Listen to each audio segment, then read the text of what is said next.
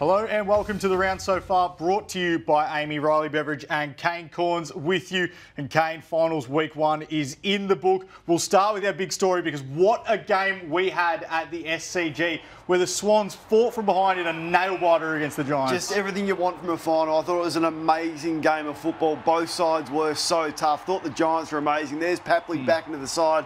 How important was he in the last quarter where the Swans kicked 6-4 to 2-1 in the last quarter to win it? Lloyd was amazing. We'll get to him as well. And some of the Swans less lights. Thought Jordan was really important. Campbell came on. But when Ward kicked this goal, what a goal it was from the veteran who's played 317 games, I think it is now. You thought all over. But Jordan keeps this in, spots up the super sub Campbell, who was unbelievable, the impact that he had after coming on in the third quarter. And we'll get to that man, Isaac Heaney, and what he did today was absolutely heroic. Nothing short of heroic. It will go down as one of the great finals performances. And Amadi was quiet, but that didn't stop him from kicking the match winner. And have a look at this, Kane. Swans have been the comeback kings all year. So we've seen it time and time again, particularly in the back half of the season. We've questioned all year whether or not they can give themselves every chance of winning the flag if they do allow opposition sides to go out in the front. But today, 28 points down late in the second quarter, they win the game again. They looked gone, didn't they? Yeah. I mean, the Giants would have to think, geez, we've really let one slip. Adam Kingsley spoke after the game, so good for 3 quarters, but we let it slip in the last quarter. And they've spoken about it. They've been asked about it. John Longmire always is asked about it. And it is a worry, and it was a real worry today. But when you have the likes of Warner, after a quiet first 3 quarters, having 13 and 7 clearances, 5 score involvements in the last quarter,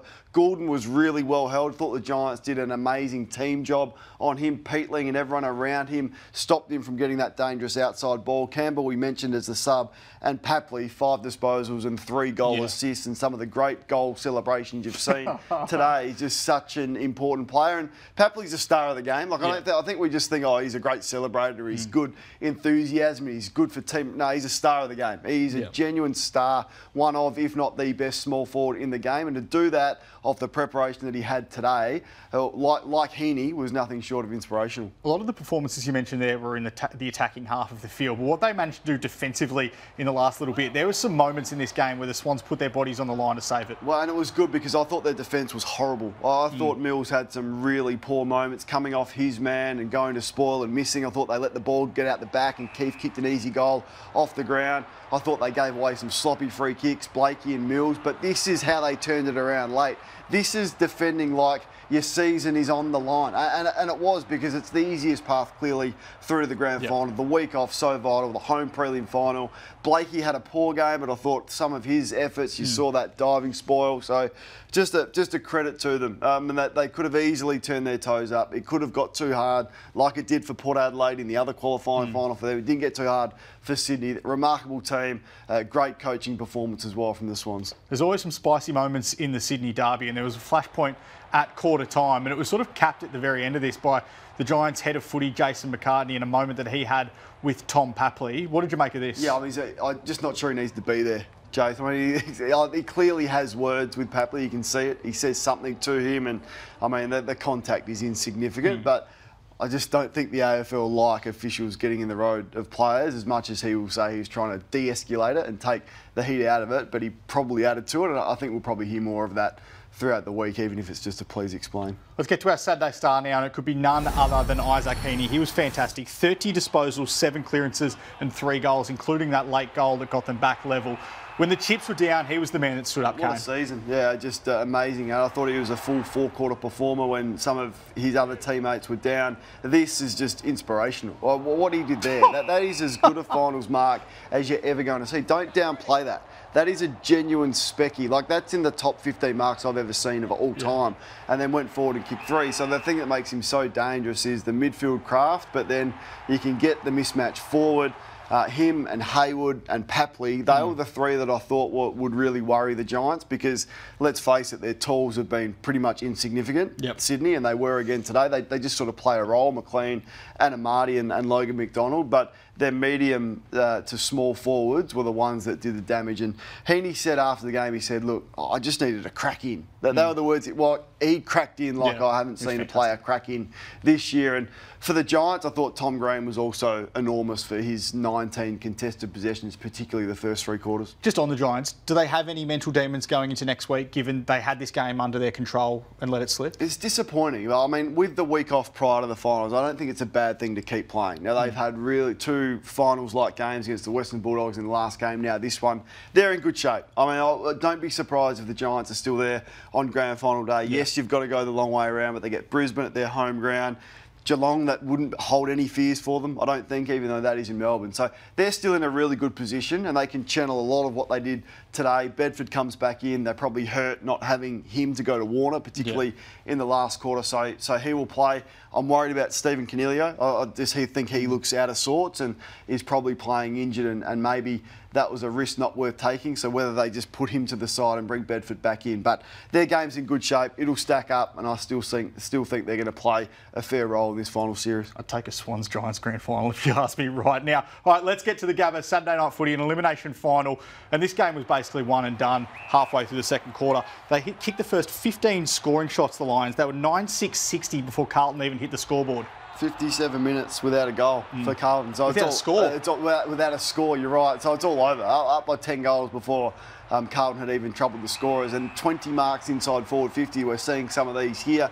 Carlton could not get the ball across halfway. They just broke down. They clearly lost their cool a couple of times tonight, and Joe just ducked out the back for an easy walking goal. That was demoralising. They took the risk with a few injured players. Doherty there, I mean, credit to him for getting up, kicked a nice goal late, but clearly was out of sorts. And Cam Rayner kicked 3 goals. He is now a genuine finals performer, got a really good record in finals and shapes as a match winner. So I think for Brisbane, just tick the box and move on. The next week's opposition can be far greater and put you under so much more heat than what the Blues did today. So that's one where you just tick the box. Their inaccuracy still a big issue and one that looms large over them. We'll get to that in just a little bit. But before that, their control was stamped over this game by the way they just penned Carlton in their back half. Carlton couldn't get out. They took so many intercept marks in the first half of the Lions. Yeah, well, this is what I mentioned. Like, they couldn't get the ball across halfway. So credit to the Lions. Their pressure to start this game was enormous, and Carlton continually turned the footy over. So the easiest way to score is from turnover, and all these we are seeing are from genuine Carlton turnovers, poor option, or making poor decisions under pressure. And I thought the Lions' defence early was really good. Harris Andrews was terrific. Lester was strong. So, I mean, yeah, they'd be pretty pleased with the way that they started clearly. And damage was done. Yeah. Yes, they took the foot off the gas, but you can't be too critical of that. The 2 guys who spearheaded that first half performance, one in his first ever final in Will Ashcroft and one who's played about 100 in Dane Zorko. They were awesome. That's amazing. Like, to be able to do that and to pull the trigger early on in a final, those 2 kicks came back to back. So they had 17 score involvements between them. Now, not Ashcroft's biggest numbers in terms of disposals, but he's had 20. Nearly every second touch has led to a score. So 9 score involvements, 95% efficiency. And look at just how cool and calm and composed he is with footy in hand. Yep, you could think this is a training drill with the lack of resistance from the Blues, but no Chin Cotter was interesting for Carlton. Like, he clearly would have done the job on Zorko, which would have been nice. Hollins went across and tried to put some body on Zorko when the Blues got back into the game. But these 2, I just thought their composure, ball use and toughness really stood out. They were a class above. So Carlton kicked the last 11 of the last 16 goals of the game to make the margin a little bit respectable by the end. You mentioned Brisbane's inaccuracy. When Carlton put the heat on them, that's when Brisbane got inaccurate and started making some mistakes. And we've already seen they led the Giants by 30 points in the last month and lost that. They led Collingwood by 31 points in the last month and lost that as well. I still worry a little bit about Brisbane when the heat's put on them, whether or not they can withstand it. Yeah, and so you should. Like, that Lohmann one there, that handball needed to go a second earlier to Bailey. Yes, Bailey still should have kicked the goal, but when the pressure, you're right, when the pressure was on, they capitulated somewhat. So they just need some cool heads. They need some really strong leadership out on the ground. They've had fade-outs throughout the year. They've been really inaccurate and missed easy shots like that. Logan Morris, he's a young player, but he can't miss from the goal square. So, I mean, that should have been a 10 to 12 goal win, if not for those moments. And you think the Giants are not going to let them get away with that next week. Just last one on Carlton quickly. We know about the injury issues back half of the season, but 3 years into Michael Voss as a coach now, I think the biggest concern for the Blues is you still don't know if they're a good side or not. Yeah, no, it's hard to answer that question. Now, you have to say, well, we haven't seen them with a full squad long enough. It's not like the Western Bulldogs, who haven't been challenged by injury this year, or some of the other sides, even Sydney, basically had their full team to pick from today. So when they get that, and hopefully they get that with a new fitness boss next year, if he can make a difference. But it's a big year for the Blues next year, because there's not any significant list changes that's going to happen at the end of this year. This is your squad. It is a strong squad. We've seen when it's up and running, it is one of the best teams in the comp, but consistently, week to week, they haven't been able to do that, and they haven't been able to give themselves a position to finish top 4 after the home and away season, which is the only place to be. Now, Kane, we have an important reminder to all you footy fans out there that AAMI are offering the chance to win flights, accommodation and 2 tickets to the 2024 AFL Grand Final through the Had a Clanger competition. Simply upload your Clanger moments on Instagram or Facebook and tag @AAMI_insurance to be in the running. The competition closes September 13 when our game has its moments. Lucky you're with AAMI. Friday night footy at the MCG, another elimination final, and the Hawks were absolutely fantastic against the Western Bulldogs. And it was the 2 youngsters, Cal Shadir and Nick Watson, first-year players that dominated. Yeah, 7 goals between them. I mean, how good? I mean, this Hawthorn group hasn't been overawed by any situation. Yes, they haven't played under lights very often, if at all. Yes, they haven't played on the prime time stage, but when they have, they've just, water off his ducks back, and this is the case again. Like, Deer was just enormous. Some of the contested marks that he took, his ability to go back when accuracy has probably been an issue for both of these players. To brush that aside in front of 97,000 in a cutthroat final, which was the final of the weekend in terms of the most anticipated one, and do this, amazing. And credit to that young man, the Wizard, because he's been under the pump. He's not liked by the opposition for the way that he goes about it, but for him to do that and celebrate like he does, it's just a joy to watch, really. And Hawthorn have been a joy to watch, and that was exactly the case once again on Friday night. Well, our man Cal Toomey, I reckon, deserves royalties for the Wizard, because he coined that phrase on Gettable last year. It's gone nuts. Platform 9 3/4 last night, Kane, everyone with their Wizard hats on. It was fantastic to see, wasn't it? It was amazing. I'm all in on him. Like, he's just an absolute, he's so infectious to watch. And I mean, there's going to be a lot of his goons he's been sold, and I just thought I'd get one as well. Like, if you can't beat them, join them. Like, honestly, how good. Those two have been, they're the most fun team in footy, aren't they? I'm all in. I'm all in. So good. He's so good. If they win it, I'm getting a Wizard tattoo. A Wizard tattoo, yeah. No, a Hawthorn one and a Wizard one now. All right. Can't wait to see that. Hopefully they do go all the way now. Their intercept, we spoke about the Lions intercepting. You've got to take that hat off. I spoke about the Lions intercepting before, but they penned the Western Bulldogs in as well throughout the night. Yeah, they did. I mean, this is it. This is the pressure that they bring in finals. Forward half intercepts, and the numbers were just extraordinary in terms of what they did. So 11-7, 73 from turnovers, only conceded 5 goals from their own turnovers themselves. The amount of times they forced the Western Bulldogs in a fumble or poor decisions, and the way you just watch the direction of how they communicated, set up, guarded dangerous space off slow play. When it went into fast play, they pressed like good teams do. Then when the ball hit the ground, they swarmed. Then when it was on the deck, they were clean. Yeah. First give, bang, away. What they've done really since, you know, about round 8 or 9, when they've been the best team. I can't remember how many times I've said it, but certainly for the last 12 or 13 weeks, they're the best team in it.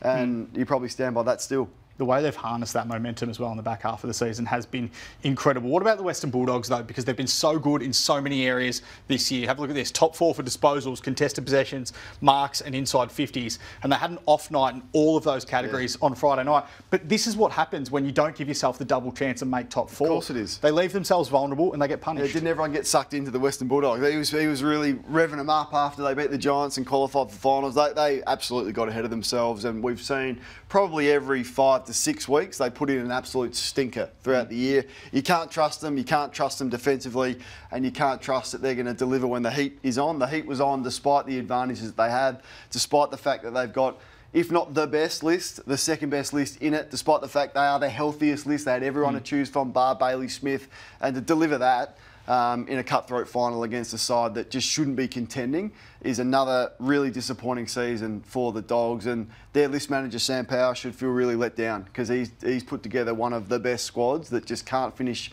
top 4 and haven't won a final in 3 years, which is just unacceptable. Now, Kane, I need you to talk us through what happened with the Bont on Friday night, because I couldn't get my head around it at the ground. When the game was there to be won in the second and third quarter, he was stationed forward basically the whole time. You can see it there, 4 disposals in that time, only 78% time on ground. They're saying he was fit, but why wasn't he involved when the game was slipping away from him? Well, that's Luke Beveridge. I mean, that exactly is Luke Beveridge. Like, he tries to muck around with lineups. It's the reason they go 3 and 5 to start the year. It's the reason why he's talking about evolution. Why he doesn't pick Riley West and picks Harms, I don't know. That is just Luke Beveridge. You put the best player in the game when you desperately need him in a big final in tough conditions around the footy. And we saw it early in the last quarter. It was almost like, gee, Bont's going to get the Bulldogs back into this game. So it's not fitness. He was very fit to start the last quarter. You saw him bursting out of stoppage and kicking goals. So, yeah, just Luke Beveridge continually does just bizarre things, and we'll see if they review that once again. But usually the Western Bulldogs just nothing to see here, and they'll move on and probably finish